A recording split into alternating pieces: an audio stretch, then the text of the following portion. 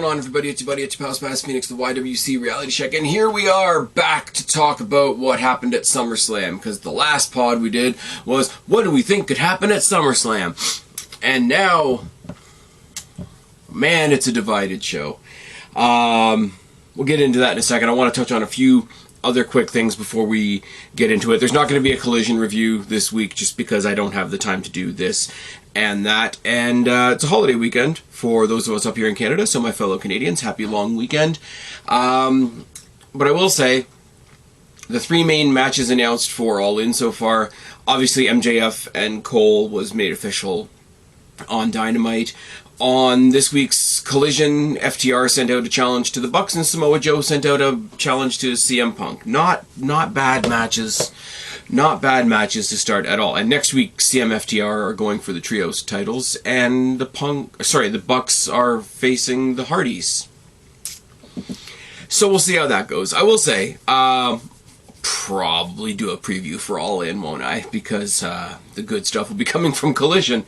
But yeah, no, it's some fairly decent developments. The show was not much of a show.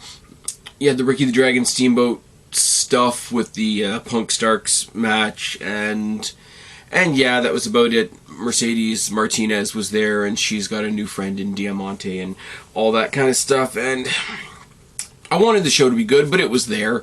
Looks like we got some cool stuff coming up next week, so we will be doing a Collision review next week. Also, just in channel news, if you want to go back 2 pods, I did sort of bring back the movie stuff. Again, I did a reaction. Well, it's a reaction to the Saw 10 trailer, but it's also just, in general, me giving you guys a little bit of a diatribe on why I like the Saw series. If that's your cup of tea, go back 2 pods and check that out. But yeah, no WWE last week, this week, no Collision review this week. Please go check out the Flicks Fix stuff, and we're going to talk about SummerSlam, because yeah, I was hyped for this show, but the vibe going into it, and I even said it in the preview, was we can talk about what's on the show and then we can talk about what's not on the show, which was more unbalanced than usual. I will say, the people online over-exaggerating the absence of Becky Lynch and Rhea Ripley is a little bit ridiculous. Just say you're upset that Vince McMahon and Triple H didn't give you the book and you didn't get to book SummerSlam yourself. That's fine. It's 2023. Somebody will probably give you a pat on the head for it. I'm a big pusher for Rhea Ripley, as you guys know. I'm a big pusher for Becky Lynch, as you guys know. I mean, I got a lot of respect for my hometown girl, Trish Stratus, but I do get as well the whole, like, why are we doing part-timer stuff? Why are they taking up a spot on the show? And all that kind of thing. But yeah, if they had put that match on the card, then sure, that would have been great. If they had an opponent for Rhea Ripley when both of her I guess storyline opponents at the moment are injured, yeah, that would have been cool. She was on the show. You did get to see Rhea Ripley on the show. It's fine. What they did with the women, overall, over the course of the night, was amazing, in my personal opinion, if you want me to be honest. But yeah, looking back to last year, when Triple H first took over for SummerSlam, and we got the big tractor thing with Brock Lesnar, and we got the emergence of Damage Control, you know, Bayley being back, and Dakota Kai being back in the company, and IYO Sky coming up from the main roster. It was more headline heavy. It was more surprise heavy. It was more, oh my god, I can't wait to talk about this heavy than this show was. And I'll admit that. This show was not perfect. I enjoyed the show from beginning to end. And I don't want to get into the most cliche of cliches possible, but the whole and the sum of its parts are very different. Overall, I enjoyed the show. The show had a good vibe. It clicked along pretty quickly. It was more than 4 hours. It didn't feel like 4 hours, which is another reason why some things were cut. And Triple H, in the press conference afterwards, cut a couple people off. They said, oh, how come this got cut? How come that got cut? And he said to them, he's like, what got cut? That was never announced. And that's a good, solid point for Triple H, in the sense of, that was never announced. You guys thought that that's where that was going, and you made up your own mind and considered it cut because you had it made up in your mind that it was happening. And I also love, and this is going to be a contentious point, obviously, somebody tried to nail him on the sexism thing, and it's like, oh, how come this person got cut? How come that person got cut? What are you doing for the women? And he basically said, I don't see men, I don't see women, they're all superstars. If you're on the card, you're on the card. And then he referenced back to WrestleMania, whatever it was, 35, when they had the women's triple threat in the main event. They weren't in the main event because they're women, they were in the main event because that year they were the main event. And that's how it fucking should be. I'm just saying, like, I don't see, like, the men over here, the women over here. They're all superstars, they're all talent, and we slot in what we can when we can. And people are mad about that. And I can't abide being mad about that, because I would much rather have somebody like a Rhea Ripley. Rhea Ripley's the prime example. I want, and this is a spoiler, I want Rhea Ripley versus Shayna Baszler to main event night 1 of WrestleMania next year.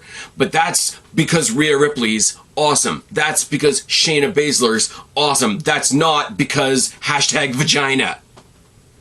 I'm sorry, but it's not. It is a bit of historical relevance and relevancy and look back and storytelling and all that kind of thing, because as I will say, and I will keep saying 100 times, in the stupidity that was the Wednesday Night War, the NXT that blew AEW out of the water was headlined by Rhea Ripley versus Shayna Baszler. Those are just facts. That was the biggest story of the night. They put the NXT title at the beginning, and it was Balor versus Cole, which was also awesome, and they put Rhea Ripley and Shayna Baszler in the main event because they were the main event, not because #vagina. Just saying. Just saying. Although I do like the fact that CM Punk came out on Collision this week with a shirt that said, I'm a Collision girl. I'm sure that wound up all the right people. The press conference is really, really worth a watch, actually, for a lot of stuff like that. And it's like, because it's basically like Triple H in his own way trying to slap down the narratives, and it's like, you're on the card if you deserve to be on the card. People were shitting on the Becky Lynch Trish Stratus thing for weeks, and then they wonder why it's not on the card. It's like, well, you want the company to listen to you. You shit on this particular program for weeks and weeks and weeks. You're going to be telling the company that that's not a program you're interested in, and they're going to put something else in there. And yes, oh my god, that slot that you in your own head thought was going to be a women's match might be a men's battle royal. So, yeah. I really did like the press conference from Triple H. Good stuff. Also, the press conference was a very, very good example of the fact that Cody Rhodes is good at saying a lot without saying a damn thing of value. Oh, yes. Paul Heyman's pretty good in the press conference as well. But let's get on with the show. Logan Paul versus Ricochet at the beginning of the night. Now, it was what I thought it was. It was a coming out party in a different way for Logan Paul, and it was definitely a coming out party for Ricochet. Ricochet, as much as I like him, as much as a lot of people like him, has never had a spotlight on him quite like this. That's not his fault. That's how he's presented. Let me be clear. Ricochet, great. Ricochet, I would love to see take a shot at Seth Rollins. Not necessarily win, but it is what it is. Logan Paul has been bolstered up by the fact that he's an outside celebrity, but he's also been bolstered up in the fact that every match that he's been presented in has felt like a main event-ish, or at least a large attraction. It's either been somebody like main event title-worthy, or The Miz, who's very much a guy that makes his matches feel like attractions.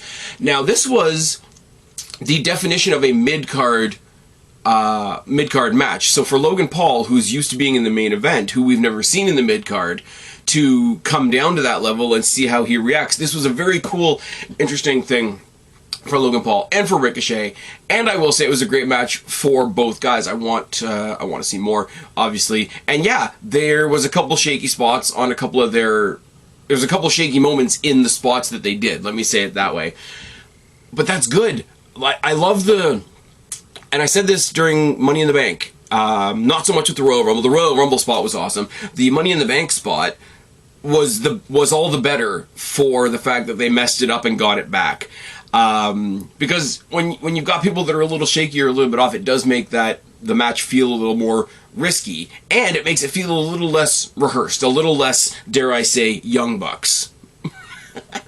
I loved watching, can't say Twitter, X, because more and more and more you see all these people posting GIFs and GIFs and short little video clips of Logan Paul, and the whole idea right now is either I hate this guy, but I got to admit that he's really good, or I hate how good this guy is, which is weird to me. I know this is a general human thing, not just a wrestling thing, but two things can be true. You can not like the person, and they can still be good at what they're doing on an objective level. Look at me. Look at the bias shit that I spit out on this channel. I can't stand Cody Rhodes. I can't stand the Young Bucks. I can't stand the what's the fuck's his name? Kenny Omega.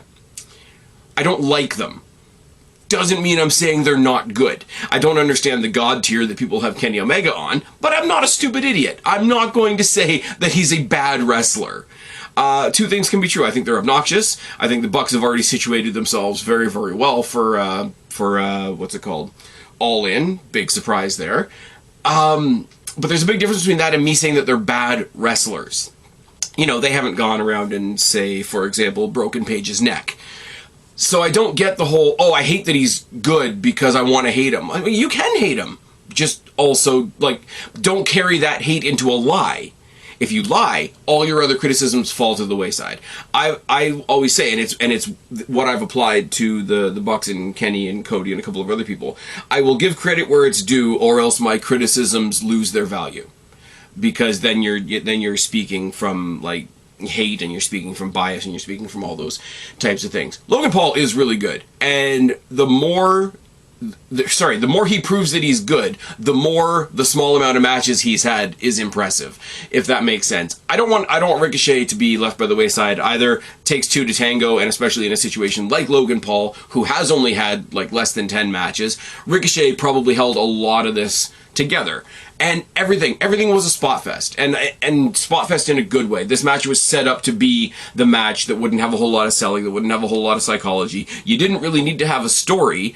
Both of them are cutting promos on each other, screaming at each other. Let's give the crowd something to talk about. Let's give the crowd something to repost or re-X or re-gram or video or highlight, or, that was the story going in. It wasn't, can you turn a Greco-Roman knuckle lock into a half-German suplex into a three-quarter Nelson, and can you do it convincingly and fluidly on the mat like a Bret Hart classic? That wasn't what this match was. And it was set up to be a firecracker match, and it was a firecracker match. And it didn't steal from the rest of the show, and it had a bullshit ending, which, yes, pissed everybody off, I know, but it guarantees we're getting a round two. And a round two of this ain't any kind of bad thing.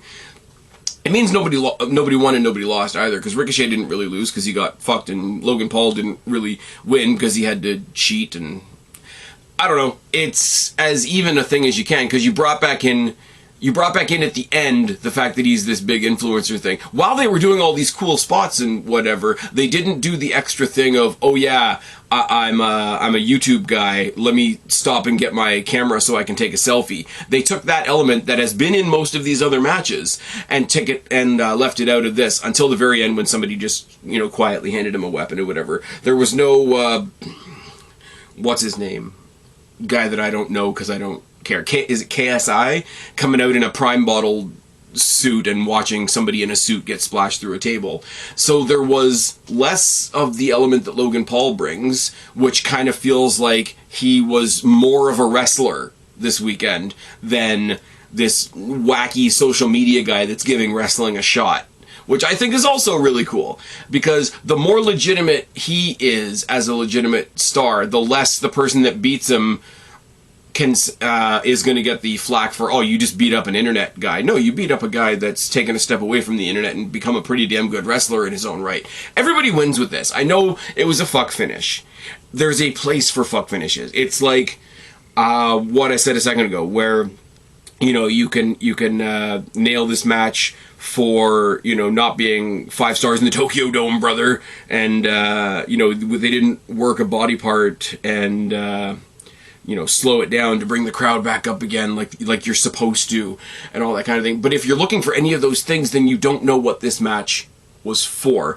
If you're pissed off about the fuck finish and don't see that this is probably going to set up a sequel that's going to be even better, where it's going to be maybe a stipulation more suitable to these guys, like a like a cage match, I want to say a ladder match, but ladder matches always require you to be climbing towards something, and neither one of them has a title, and there's no briefcase involved. So if you have an idea, without creating a totally, like, fake trophy or something, if you have an idea for how this could be a ladder match when they don't have anything to climb for, throw it down in the box below and let me know, because I'd really be interested in that, because ultimately, a ladder match would suit these guys down to the ground. And the bigger of the two stunts that got themselves to this point took place in a ladder match as well. So, it is what it is. I get that people are bummed about the fuck finish. I get that people are bummed that there wasn't an actual winner, an actual loser. But it doesn't bug me that much. Would it have been cool with a clean finish? Would it have been cool for Ricochet to beat Logan Paul clean? Sure. Absolutely. I can get that. But I think letting Ricochet showcase himself and keep that spotlight on him for potentially one more pay-per-view does him more well in the long run, because now he can go into this match, yeah, you fucked me over last time, I'm not going to let that happen this time, we're going to turn up the energy, we're going to turn up the adrenaline, we're going to turn up the spots, we're going to turn up the, you know, the high-flying gymnastic nonsense, and go from there. And everything they do to promote this next match is going to be basically a more long-winded version of, hey, you remember what they did last time? Imagine what they're going to do this time. It's really, really cool. Cody beat Brock, because of course he did. And because WWE really wants Cody Rhodes to be John Cena, Brock just killed him for a while. And then Cody won anyway.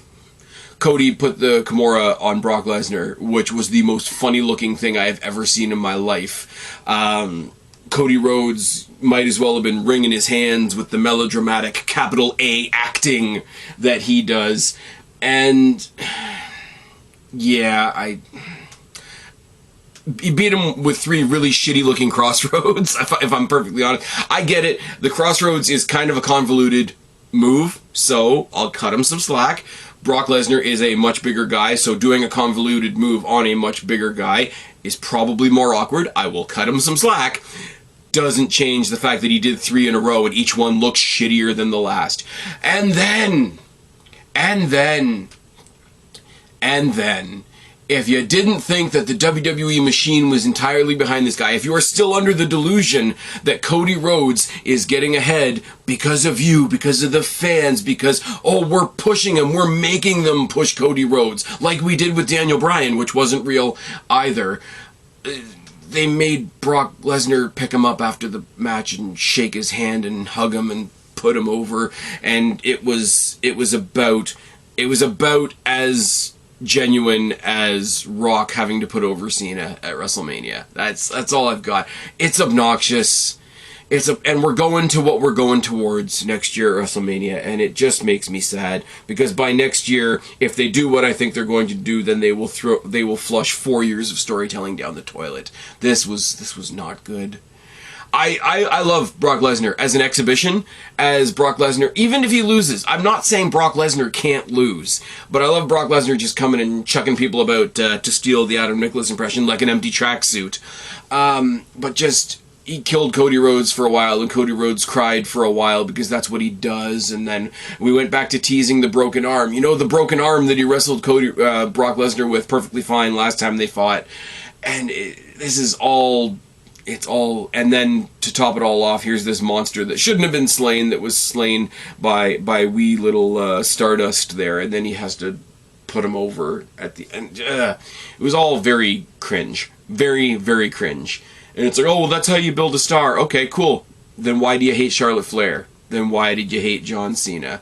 Then why did you hate Randy Orton? No. It's not because that's how you make a star. It's because it's your guy. And when you go and have your own little personal fap time, he's the one that you're pulling up on your phone. That's weird. Don't do it. Don't inflict it on others. Moving swiftly on. The Battle Royal that pissed everybody off. Oh my God, whoever wins this Battle Royal, it's their fault that Becky Lynch and Trish and Rhea Ripley are not on... Fuck off. Absolutely fuck off. LA Knight won the Battle Royal. That's why the Battle Royal happened. And because apparently the promotion deal that they have with Slim Jim is the biggest promotion deal WWE has ever signed. which is fine. I think the Slim Jim commercials throughout the night that had, you know, LA Knight in them and, you know, some other person, having the TV on in the background with the old Macho Man Slim Jim commercial just tagging it off, I think that's fucking brilliant. I'm going to assume that to use his likeness, they've spoken to whoever's left in his family. I don't really want to get into that whole discussion. You know, using footage and material from people that have passed on is always a tentative subject, but if you're doing WWE and Slim Jim, you kind of have to harken back to Macho Man, because the whole snap into a Slim Jim, ooh yeah. Anybody else that tries to be the new Slim Jim person is just going to be compared to him anyway. So that, as long as everybody got their ducks in a row and everybody's okay with it, I like that little bit of nostalgia, that little bit of callback. That's really, really cool. LA Knight won the Battle Royal because of course he did. Like, of course he did.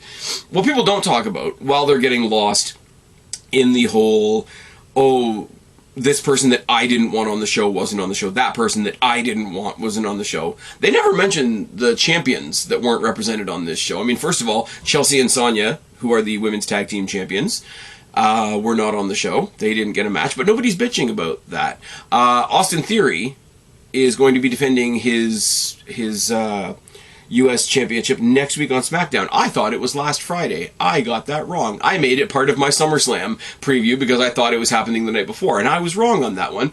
But, like, Austin Theory isn't defending his title on the show either. So I think the people that are like, oh, my person didn't get on, well, there were entire championship situations that weren't featured on this show.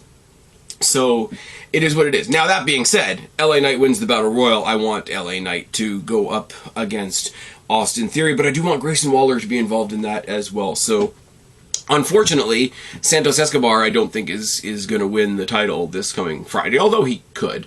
What I saw in this match, there was a lot of character work from LA Knight. There was a lot of character work from LA Knight, from Grayson Waller as well. I really hope that somehow turns into a triple threat match. Do it on Payback. Payback's a smaller show. You're not going to get as many fireworks on that show. Give me a triple threat. LA Knight versus Grayson Waller versus Austin Theory. And that's not because I've turned on Austin Theory like most people. I just think because of the unreal hate that people have for Austin Theory, I think the pop for anybody that's not him, in this case LA Knight and Grayson Waller, will be huge, and both of those guys could use it. So I don't know. I think it'll be really, really cool. LA Knight was good in this. Obviously, he got the biggest, hugest pop. I think it's funny that he feels like a bigger star than AJ Styles, who, you know, has had world title reigns and opportunities and whatever. Other people that got to look really good in this match, obviously Sheamus got to square off with LA Knight following on from their match on Friday, which just turned into nonsense because a bunch of other competitors came down to build some momentum towards this Battle Royal. I mean, Bronson Reed is getting better and better at being a monster, and I'd love to see him continue on collecting like literal momentum. And MVP came out with Omos. He cut a promo before the match. So he's like, "Oh, you can't start the Battle Royal until this guy comes out." And for a second there, I think a lot of people were saying this online as well, because we kind of forgot Omos existed. And we hear MVP, and we're like, oh, wait a minute, Lashley's going to be in the Battle Royal? That's weird. And it was Omos. Apparently Omos was gone for a while because he got married. Good for him. Congratulations to Omos and Mrs. That was a shitty joke on my part, not gonna lie. Will say the sort of kind of debut of this new faction that Bobby Lashley's got with the Street Profits is kind of interesting. Street Profits came out in suits, and everybody went wild for the fact that they were out in suits. So that was weird. I think it was supposed to be like their big heel debut. They were supposed to be this big, invading force, and yet Bobby Lashley, who did nothing, got cheered. So I hope the Street Profits are paying attention to that, because Street Profits were already over. They didn't need Bobby Lashley. They didn't need a heel turn. But it's interesting. It's something to keep an eye on. And so, like I say, after that, to hear MVP talking and think that Bobby Lashley was coming out, because, Hurt Business, although you can't say Hurt Business on social media these days because MVP gets very, very weirdly upset. LA Knight wins. I would love to be more excited about LA Knight winning, but it was kind of obvious and predictable in a good way. So call that 50-50. Shayna versus Ronda. Now, everybody made a big deal about how this match was really quiet. I didn't take it that way. It was always going to be a bit weird when they said, oh, this is going to be MMA rules, but then they didn't really expand upon that until the match actually happened. So I think the crowd, and myself as well, I'll speak for myself, was like, okay, what is this actually going to look like? I mean, it's WWE doing their impression of MMA, so you could kind of roll your eyes at that, but it's WWE letting two MMA stars do an MMA thing. Basically tap out, knockout, submission, that kind of thing. No rope breaks, no disqualifications. They just smacked the shit out of each other. Each of them got one in. Baszler got a pretty good high kick in at one point that looked like it knocked Rousey, and then Rousey nailed Baszler with a shot in the face that bruised up her entire face. I will say it's kind of weird for them to do, like they've always done. Since they've been in WWE and since they've sort of been in each other's orbit, they've sort of done this like Road Warriors-esque thing where they do like really crazy shit with the eye makeup and whatever, and stylistically that's a WWE thing, that's a sports entertainment thing, but when you saw them both come out dressed more for MMA combat and they still had that, I was like, oh man, that's a clashing of the two worlds right there. So at first, you didn't really tell that, you know, somebody was, you know, a little bit bruised or a little bit swollen or whatever, because the makeup or the face paint or whatever you want to call it sort of obscured it. But there is a picture that Ronda Rousey's put up on her, not Ronda Rousey, Shayna Baszler has put up on her social media showing how swollen her face was, but also it looks like her arm is in sort of a mechanical cast. I don't know whether that's kayfabe or real. Hope it's not real because, you know, we don't want that shit for real, and there's enough people on the injured list already. The match was stiff as hell. The match was very, very grounded. This, if you want to talk about like the order of how things go and whatever, this coming right after the Logan Paul Ricochet thing would have been the perfect contrast to each other, like where there's no wrestling, no mat work, no psychology to speak of in one match, to have a match that was almost all that would have been a cool contrast. But Logan Paul and Ricochet went on first. Here's the thing as well. Forget for a second what people think of the Paul brothers. I only know Logan Paul from what I've seen him do in WWE, and he's impressed the hell out of me. I know Jake Paul as Logan Paul's brother. Apparently people don't like him. Apparently they've all done shitty things. We've all done shitty things. Just some of us get away with them and some of us don't. But put that aside for a second. People are complaining that Logan Paul threw his weight around in the planning of this card because he wanted his match to be on first so that he could leave, so that he could go support his brother at a some kind of boxing thing, taking on Nate Diaz, I think, who I also know nothing about. Please don't let me pretend that I know anything about MMA or boxing or any of that shit. But like, I get that people think he's a celebrity, and I get that people think he gets special treatment. Oh, he throws his weight around and whatever. But if you've got somebody that's going to throw their weight around, there are worse reasons out there than saying, hey boss, can we put my match on first? My brother's also having a big night tonight. I'd like to go support him. There are worse things in the world than somebody actually extolling a little bit of family values in 2023. I don't care what you think about Logan Paul or what he's done individually. I don't care what you think about Jake Paul and what he's done individually, because I don't fucking know the guy. But hey, can we put my match on earlier on in the night? My brother's also having a big night tonight. I'd like to go support him. Is not a bad thing. These people that are complaining about this are also complaining about certain country songs that have come out in the past 2 weeks. Just saying. It might be you. Anyways, getting back to Shayna and Ronda though, great match, stiff match, cool match for both women, because in the WWE setting there have been matches, while Ronda Rousey is great, I'm a fan, where she looks like she gets stuck back in MMA mode for a minute, and then she gets back into the kayfabe of it, like within a match. So the two of them smacking 10 bells out of each other is great. And the end, obviously, Shayna Baszler wins. I think she choked out. Kirifuda clutched Rousey. The match fell a bit flat at the end. It was a little bit, what do you want to say? A little bit anticlimactic, but like if you're trying to mimic a real fight could end like that. So I don't really take that as a criticism, but also if she's legitimately fucked up her arm, maybe they called an audible and they had to end it a bit early. That's also a thing. Now, two things here. Huge moment for Shayna Baszler because Ronda Rousey is who she is, whether you like her or not. So getting a win over her counts. Getting a win over her matters. Like Brock Lesnar, whether you like him or not, Cody Rhodes beating him, and yes, getting handed another victory, does mean something. You've beaten a name. It's like beating The Undertaker at WrestleMania. It's bigger than a title in some ways for Shayna Baszler. And with all the rumors swirling about Ronda's early out on her contract, if this was her last match, this wasn't a terrible way for Ronda to go out. To be beaten by somebody where in kayfabe she can always say, well, yeah, of course, if anybody was going to beat me, it's her. She knows me better than anybody else. Not a bad thing to put your friend down in the real sense. Not a selfish thing at all to put over your friend on your way out the door, if that's the case either. I think this was an understated success.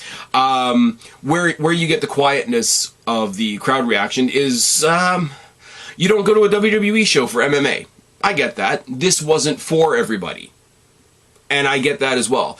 I expect something like this to get a mixed reaction because you've got people at a wrestling show for something that's a slight left turn from what pro wrestling is. So I don't mind that they got a quiet reaction because it means that they tried something new. And the people that it did work for, then it served those people. I mean, that it is what it is. I'll give you a really silly example, right? Take the biggest, most popular star out there right now, probably Cody Rhodes. Say you book a random pay-per-view, and it's Grayson Waller versus Cody Rhodes. Cody Rhodes is the bigger star. Cody Rhodes carries his popularity over from AEW. Cody Rhodes carries that weird idea that every time he gets a win in WWE, it's a win for AEW. I know it's strange. Some people think that way. It's fine. People carry over, like, oh, look at, he forced WWE to make him a star this time. He carries that kind of popularity, and, oh my god, it's Cody Rhodes or nothing. Cody Rhodes is going to be the champion at WrestleMania next year because that's the only option. He brings those people into that match. And for the most part, here's Grayson Waller. Here's this annoying little Australian dweeb that just came up from NXT. Why does he think he can step up to our big, bad Homelander fucking Cody Rhodes? But there's going to be somebody like me. Or there's going to be somebody that's seen Grayson Waller wrestle in Australia at some random indie show. There's going to be somebody that was at his first NXT tryout. There's going to be somebody that does recognize that he's way better on the mic. He's way more charismatic. His gimmick works a hell of a lot more. He brings something new to the table, so in the sense that I don't care whether you've been watching Cody Rhodes in AEW or in WCPW or in TNA or in New Japan or in WWE, you've been watching Cody Rhodes for a long time. Grayson Waller is new. No matter where you watch him, he's new. He's got a following. He's a kick-ass heel. He winds everybody up. There's going to be somebody in that crowd, most likely me, cheering for Grayson Waller. And if they went into that pay-per-view and pulled off some kind of fuck finish where Grayson Waller actually beat Cody Rhodes, shock horror, you've served that smaller portion of the fan base. And that helps sometimes because you can keep your 75% and keep serving your 75% and keep serving your 75%. And then the people that are used to getting their way don't get excited about getting their way anymore. And the people that never get their way are going to get disillusioned and leave. If you can grow that 25 to a 30, and if you can grow that 30 to a 40, and those people think, hey, I don't get served all the time, but I get served sometimes, those people will keep getting invested. They will keep holding on. They will keep grasping at straws. They will keep the hope alive. While the people that are used to getting their way all the time, the Cody fans, the Sasha fans, the Bianca fans, the Elite fans, might think, oh shit, shock horror, my world is crumbling, my person might, just this one time, not win. And that's fine. That's absolutely fine. And you have to do that to both. You have to keep the people that are used to getting their way on their toes, and you have to keep the people that almost never get their way kind of like me. You got to keep them on the hook. You got to keep them baited. You got to keep them hopeful. Keep breaking their hearts, but keep them hopeful at the same time. So yeah, I don't know where I'm going with that entirely, but it can't always be the predictable thing. It can't. I don't know where I got off on that random there. Kick-ass send-off for Ronda in this match. Shayna Baszler has only one direction to go as far as I'm concerned. Gunther versus Drew, I'm not going to spend too much time on. They beat the crap out of each other. Big guys doing stuff that big guys shouldn't be able to do is always fun. Drew going for the Claymore and getting met by a Gunther missile dropkick is kind of monstrous. The way they throw each other around, the way they powerbomb each other, all that kind of stuff. Good stuff. Good, solid, clean win for Gunther. Drew's probably going to turn heel or leave the company. It is what it is. Seth versus Finn Balor bummed me out a lot. I'm not going to lie. And not because it was bad, but kind of the opposite. Seth came out, obviously, on his own, dressed up all weird and whatever. Balor came out also on his own. So you've already got this thing hanging over our heads of, okay, when's Judgment Day going to get involved? When's Judgment Day going to get involved? All the media that were saying, oh, you know, I bet Rhea Ripley's not even in the building tonight because she's pissed off that she didn't get her match. Well, who was her match going to be against, first of all? Seth and Balor had a hell of a match. I thought it was really cool. They kind of, like, hinted at demon stuff without actually doing demon stuff, with the way he marked up his shoulder where it was injured 7 years ago, and he just had the word 7 written over it and a big purple scar where they would have had to go and fix his stuff. That's nice, neat little subtle, I'm so bothered by this, I'm literally marking myself with it stuff. And Seth Rollins and Finn Balor are pretty great wrestlers, and they had a pretty great wrestling match. Shock horror. But then they sort of did some Super Cena stuff with Seth, and that's almost alliteration, I'm sorry. All of Judgment Day eventually creep out. All of Judgment Day eventually creep down.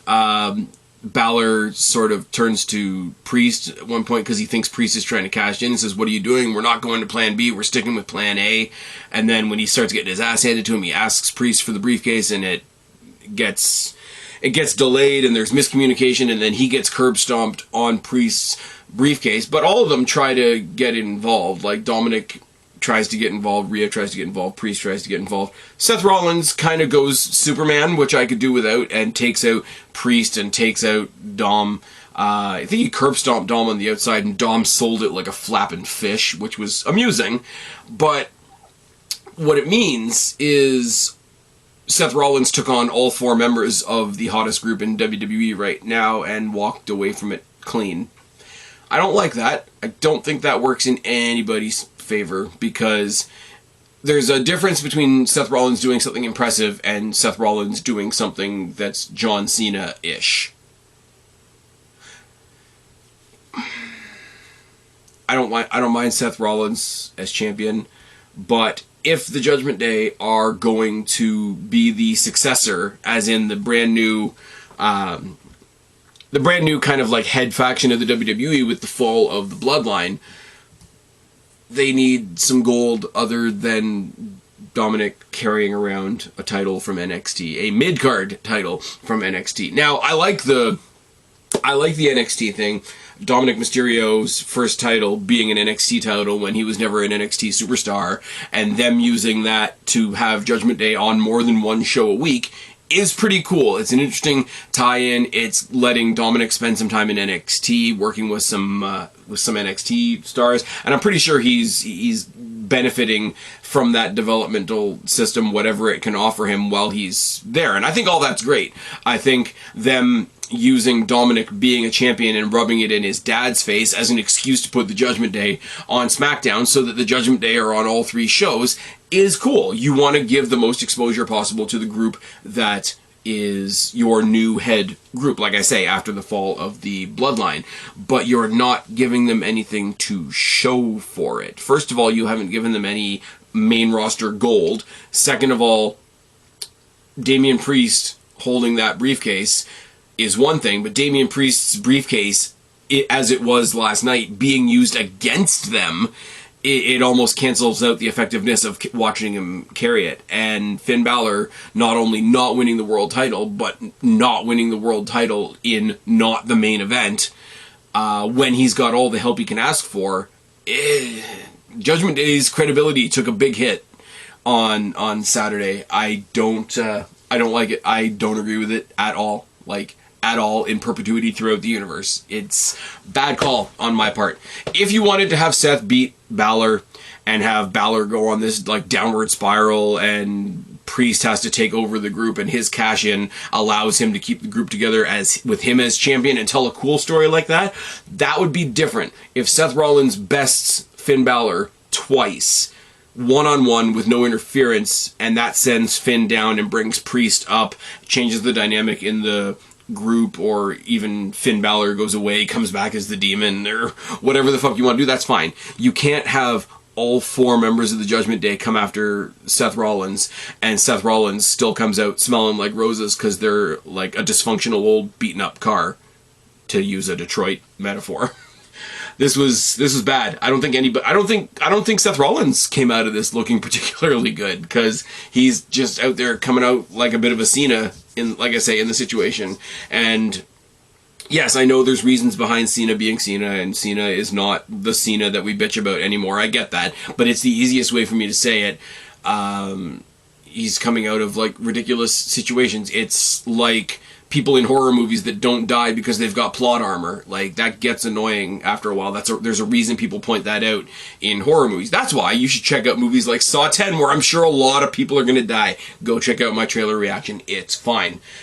Now, let me talk to you about the women's triple threat for the WWE Women's Championship, which pissed me off a lot and then kind of made it up to me. Let's talk about the match first. Let's talk about the match first, the triple threat match first. Bianca, Charlotte, Asuka. But before all the shenanigans happened, this match was not good. Don't get me wrong. I like Asuka. I like Charlotte. Bianca Belair was there too. I'm sorry. I can't stand her. Get her off my fucking television screen.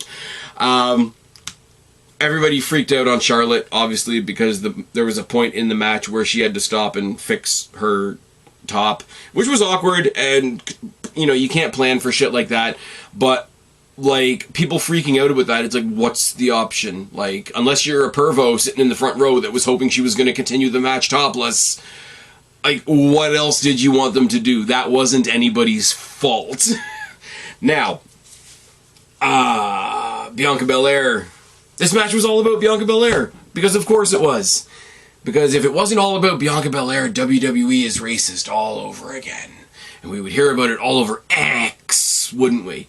The entire match was her supermaning over both of them, you know, backsplashes onto both of them, suplexes onto both of them. And then, oh my god, the story becomes about her again, because she falls out of the ring and bumps her knee, and once again, much like Cody Rhodes, does some capital A acting as they help her to the back, as she struggles, as she looks back at the ring forlornly, as the actual wrestlers in this match keep the wrestling match going, and then she jumps back in, no-sells the injury that supposedly took her out of the match, and then only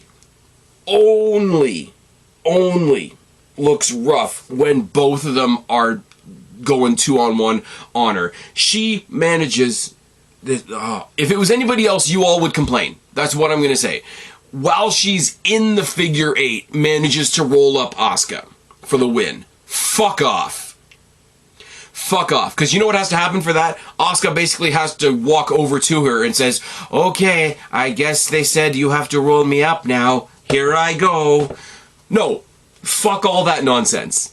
And to anybody that's defending that, if it was anybody else, you'd be bitching louder than me right now. So fuck off. Admit your bias. Admit, like the Cody thing. I'm going to keep saying this. I'm going to keep going back to the Cody thing. If it was anybody else, you'd bitch. If it was anybody else in this match, you would bitch. If Charlotte did that, if Asuka had somebody in the if Asuka had Charlotte in the Asuka lock, and Charlotte managed to put one foot over Bianca Belair and pin her, you guys would be losing your little SJW minds. Don't lie to me. but she gets the most bullshit of bullshit wins. Completely, like, destroys any credibility of Charlotte Flair's figure eight, which should hurt you, which should break both your legs and your midsection, let's be real. And with only half of her body available, pins the current champion, so it also makes Asuka look like shit. Good job! You've buried both of the women that are better than Bianca Belair again, to give Bianca Belair another accolade. Again, you know the woman that you kept the belt on for so long just so that you could give her another record on her resume? Yeah, you made two better wrestlers in Asuka and Charlotte look like shit so you could give her another accolade. Again, and it's not even February, folks. But, then everything was okay again. Actually okay again, because, you know, we've got another notch on Bianca's belt, and in this case that notch is a literal belt. So yeah, she had about a 10-second title reign. Good for her. IYO SKY comes out. IYO SKY comes out to cash in her briefcase, but Bayley's got the briefcase in her hands, just thwacking everybody else that could get in their way, clearing a path for IYO. Damage Control, in this moment, were baby faces. And I'm not saying that just because they pinned Bianca. I'm going to get to that in a second. But, like, here's Bayley, who everybody's like, oh, she's going to turn on IYO. She's going to turn on IYO. Here's Bayley with a weapon in hand, clearing the path for her friend, clearing a golden path to that championship. Hands over the briefcase, gets up on the top rope, waits for the bell, hits the over the moonsault, and IYO SKY is your women's champion. Fuck yes. Fuck yes. Absolutely. Now that was cool enough. The reaction after the fact from Bayley, who has done all kinds of good for the girls in Damage Control, seeing Bayley, I don't care that Bayley's a heel. You saw it in her face, you saw it in IYO SKY's face. IYO SKY reaching the mountaintop was not a heel moment. That was a she finally made it moment. We all know how cool IYO SKY was in NXT. We all know the gratitude that we wanted her to feel on the main roster, and we got that.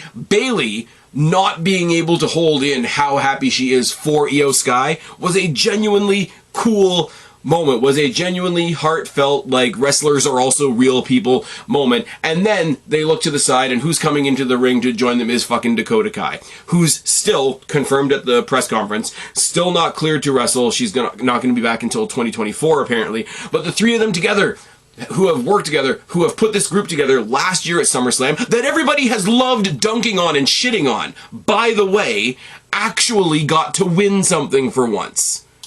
And the fact that it was over Bianca Belair doesn't hurt my feelings either. Now, what you do, whatever you have to do to create a new #1 contender. Have a match. I mean, get Charlotte out of the way too. I don't mind. Get Charlotte out of the way. Have Asuka defeat Belair in a non-title match, #1 contenders match, to get Belair swiftly out of the way, and then you move forward because Asuka's a heel, so IYO can play pseudo situational babyface, which is fine. This is where you start your long-standing feud between IYO SKY and Asuka, and they can cut promos on each other, and it can be fantastic. And we get the rumors today, courtesy of What Culture, I think it was Andy Murray on the news today, that said WWE has re-signed Kairi Sane, which is awesome. Asuka went on social media after SummerSlam. She's like, I've got something else in my back pocket, or something to that effect. They're going to bring back... oh, what was the name? Oh, that's gonna bother me now. What was the name of their tag team? Asuka and Kairi Sane. Oh, the Kabuki Warriors. They're gonna bring back the Kabuki Warriors. The Kabuki Warriors are gonna take on Damage Control, and from that, you're going to get a longer-standing feud between Asuka and IYO SKY. Everybody wins here. Everybody wins here. Eventually, you're gonna have Shotzi come back and take out Bayley. That's fine. You can have Asuka, who's the heel, have a numbers advantage over IYO SKY, who's the situational pseudo babyface, and that can be a cool match for Payback or Survivor Series, or if you want to draw it out to the Rumble, go ahead and draw it out to the Rumble. This was awesome. Genuinely happy for IYO SKY. Genuinely happy for all the women around her that have tried to make that group work, even though everybody on social media loved to dunk on it. Yeah. Kind of genuinely happy that it came at the expense of Bianca Belair, because fuck Bianca Belair. I'm sorry, the ending to that match is a big fuck you. to everybody that wants anything to make sense. Ever. Ever. You're going to no-sell one of the coolest submissions in history to half-heartedly pin one of the coolest champions in WWE right now in this rebuilt version of Asuka. You're going to bury both of them with a finish like that. You are. Because it's Bianca Belair and we have to put her on a fucking golden pedestal. Absolutely not. The IYO SKY cash-in was so cathartic. First of all, because fuck Bianca Belair. Second of all, because IYO SKY fucking deserves it. Because IYO SKY's fucking awesome. I'm going to repeat my praise now, but like everything that Bayley has done as sort of a leader of this faction, Dakota Kai and IYO SKY, the way they came together as a tag team earlier in the year, the way they just sort of went around and I guess you can't say they were like sort of Karening around now because we have another team that's kind of doing that in a more direct way, but like how can you not be happy for them? How can you not be happy for all of them? And how can you not be happy for all of them when you see how happy Dakota and Bayley are for IYO? It was great. You couldn't even hide it in the press conference when they were. I mean, they did stop to ask Dakota Kai about her injury process and all that, which you would in a press conference. But the three of them just like the two of them just throwing a mini party around IYO SKY wherever they went after that victory was awesome. So fucking good. So fucking good. And Roman versus Jay in the main. Oh my. Oh my. It was basically a hardcore match. And all the stuff that comes with hardcore matches. Big piles of chairs and kendo sticks. And we're going to choke somebody with a stick. And then we're going to put a pile of chairs in the ring. And then there's a table. Because there's always a table. When they were calling for tables, Paul Heyman said a couple really derogatory things about the Dudley Boys, which I thought was interesting. Paul Heyman at ringside always adds to the story. Don't listen to what Michael Sidgwick says at all. Paul Heyman is the best rat in WWE, but also he's the biggest rat character in WWE, but he's also the best at adding gravitas to any situation. So to walk the line between those two roles is fantastic. They brawl into the crowd. Eventually Solo gets involved. For a while, Jay's holding his own with Solo and Roman, and he finally gets the super kick, he finally gets the spear, he finally gets the Uso splash. He actually had his own Titantron. He didn't just come out with a Titantron that said the Usos, which is what they've always done, because even when they were fighting in individual matches, they were still considered a team because they're twins and they're brothers and all that kind of thing. So, of course, when we saw somebody pull him out of the ring in a hoodie with a bandana on, and whatever, and nobody ever does anything good in a hoodie, let's just keep that in mind. I'm an asshole. I'm going to get canceled probably, but that's entirely fine. It was revealed that it was Jimmy, which makes no sense. And here's where I will agree with the people that are bitching online. It doesn't make any sense. This is one twist too far. It doesn't make any sense in the case of, like, Jimmy was the one that pulled Jay out, and Jimmy's the one that has suffered the most and been sent to the local medical facility. I'm doing quotation marks with the wiggly Simon Miller fingers. It's fine. Don't worry about it. It makes no sense. It's one more twist for twist's sake in this story, and that's what most people are frustrated about, right? That's what, the twist doesn't make any sense. Some people think there's overacting. I don't think there is. I think there's as dramatic acting as this story has been the whole time.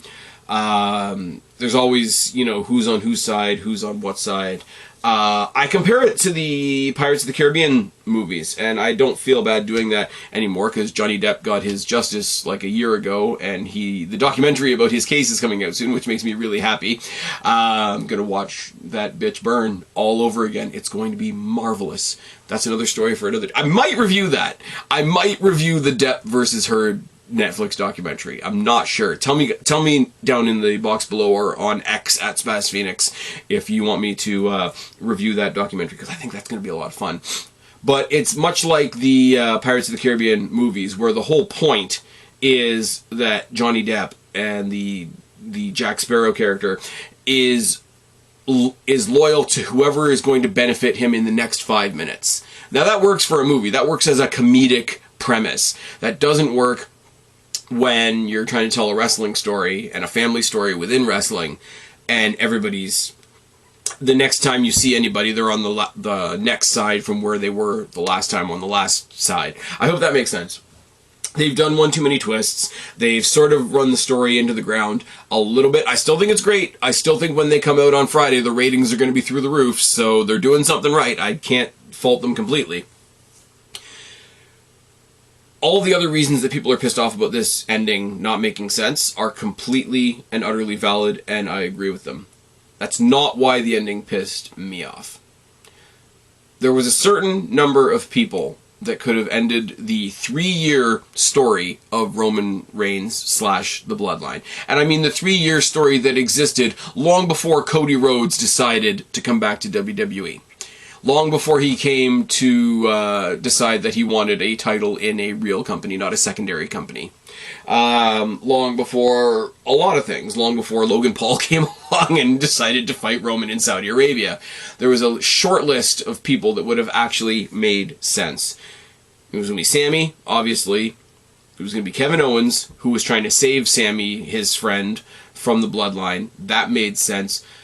And when you eliminated those options, the last one that made sense, and the most poignant one that made sense, and I've said it forever, the Bloodline started with Roman Reigns victimizing and gaslighting Jey Uso. Jimmy was gone. Solo wasn't on the main roster yet. Sami Zayn wasn't even a factor yet.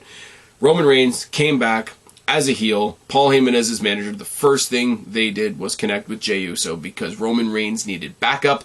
He needed somebody he could push around. He needed somebody he could abuse. He needed somebody that would be loyal to him at the end of the day. And if you want to go all the way back to the beginning of the story and pull the tree out at the root, it was going to be Jey Uso beating Roman Reigns this past weekend.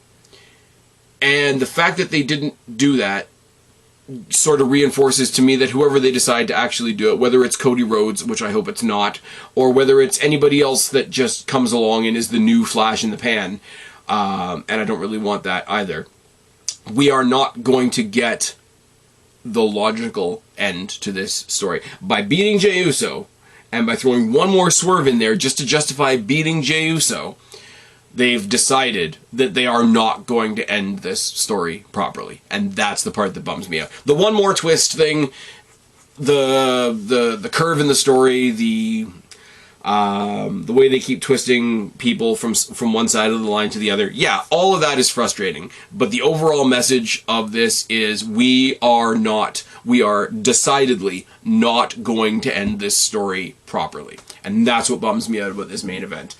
It was still a good match for what it was. It was still a good brawl for what it was. Solo played his part like he always does. Paul Heyman played his part as he always does. Jimmy Uso is the character in flux right now.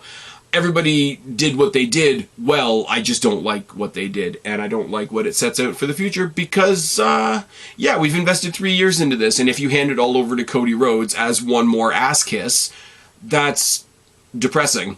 That is actually debilitatingly depressing. But yeah, Logan Paul Ricochet, really good. Cody got handed a Brock win, that's fine. LA Knight got a win in the Battle Royal, where other people also got to look really good. I will say the highlights, if I didn't say it before, I don't remember what I said at the beginning of the pod now. The highlights of that Battle Royal were Omos, Sheamus, Bronson Reed, Otis to a certain extent, all got to look really good. Everybody else was just kind of fodder. And if you go on social media while one of the ads was playing, you just see all of them kind of marching to the ring in a line. That kind of sucks. Shayna Ronda was better than I thought it was going to be. It was different than I thought it was going to be. I think people are going to overanalyze the reaction to it because it's something sort of outside the wrestling box, but I think it did a good job. Happy for Shayna. If this is Ronda's last hurrah, then I guess thank you to her for what she's contributed. I hope Shayna's not actually injured, because that would, after a performance like this, that would suck. Gunther just continues to steamroll people. This time it happened to be Drew. Seth versus Balor was disappointing, and they made a lot of bad decisions in that. They kissed Bianca Belair's ass in the triple threat, but then they took it away from her right away. So that's a little bit of Schadenfreude. I don't know if that's how you pronounce it or not. And the Roman J thing just told me that they're not going to end the Bloodline thing properly. Anyway, so we might as well enjoy it while it lasts. Very, very mixed bag. Enjoyed the show overall. 59,000 people in that arena. 59,000 people in that arena. probably could have done with a couple more surprises, not gonna lie. As far as the not surprises, I mean, there was rumors we were getting The Rock. That didn't happen. That would have obviously gotten a huge pop.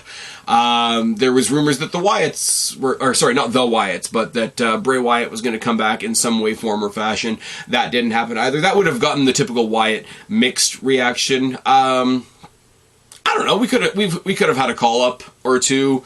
We could have had the 2 titles that weren't defended. If they hadn't had this big promotional battle royal thing, you gotta believe that Austin Theory's United States Championship or the Becky Trish match would have been on this show. I still don't think Rhea Ripley would have had a match, because Rhea Ripley's been built up as such a monster that who do you legitimately put up against her as a pay-per-view opponent? What you need to do right now, and this is the big success story out of all of this, I think both of the women's title situations on both shows are pretty good right now, because right now I think you build to Asuka IYO as a feud, and right now, today is day one. Today one is you start building the building blocks under the platform that you put under Shayna Baszler, so that by next, February or March or April, when we come to WrestleMania, I'm telling you right now, night one main event needs to be Baszler versus Ripley for the Women's World Championship. And if you do it properly, start it now. Don't wait until February, because we all know what happens in February. Don't wait until February. Start it now. Put the platform under Shayna Baszler right now. There is no better time than right now. Put the platform under Shayna Baszler. Build her. Build her to the Royal Rumble, rather. Have the winner of the Royal Rumble actually mean something this year, because, you know, we did other things this past WrestleMania. Have the winner of the Women's Royal Rumble actually be in the main event this time. You do Baszler versus Ripley, and it will kick ass just like it kicked ass in NXT. You know, the NXT that beat Dynamite. Have I been clear with my opinions on this show? My opinions on this show are clear as mud. Some of it was awesome, some of it was shit. I enjoyed the show. I would really love to, more than most shows actually, I would love to know what you guys think down in the box below. If you're watching me on Rumble or YouTube, put it down in the box below. If you're listening to me anywhere else, on Spotify, on iTunes, on Amazon Music, find me on X at Spaz Phoenix. Tell me there, what did you think of this show? I'm right down the middle. Some of it was awesome, some of it was shit, and it's predictable where the shit is. The shit is typically Cody Rhodes and Bianca Belair. I've been Spaz, your YWC reality check. Subscribe up there, talk down there, start a conversation, keep all these conversations going. Don't be a stranger. I will talk to each and every last one of you later, but for right now, I am tagging out. Bye, guys.